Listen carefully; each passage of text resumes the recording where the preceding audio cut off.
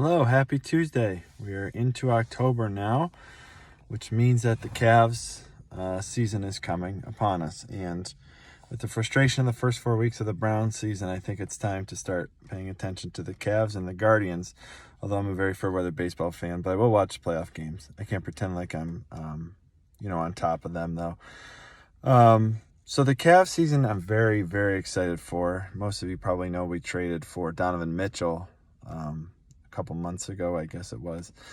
He's an all-star guard from the Utah Jazz, and probably instantly becomes our best player, depending on how much Mobley and Garland had improved. But I'm very excited. When I was a kid, the Cavs were really good, and that's always bothered me for the people who said it's nothing but LeBron.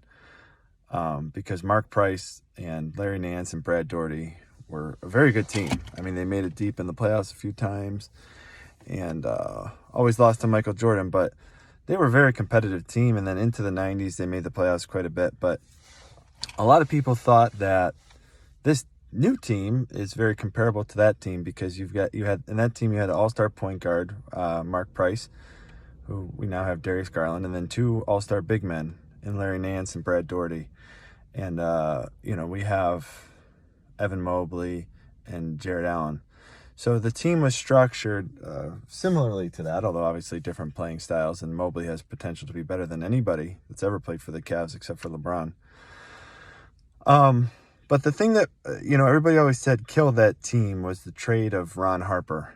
And Ron Harper was a shooting guard from the Cavs who they drafted out of Miami of Ohio, who averaged 22 points a game as a rookie, and then 15, 18. He was a very promising young player. And when I was the ripe old age of 6, they traded him for Danny Ferry, who at the time was thought to be a can't miss prospect out of Duke.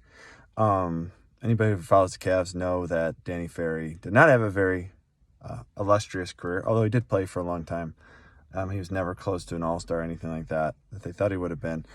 Meanwhile, Ron Harper went on to average 23 points. I don't think he was ever an all-star, but, he won five championships. He was on the Bulls with Michael Jordan, then he went over to the Lakers.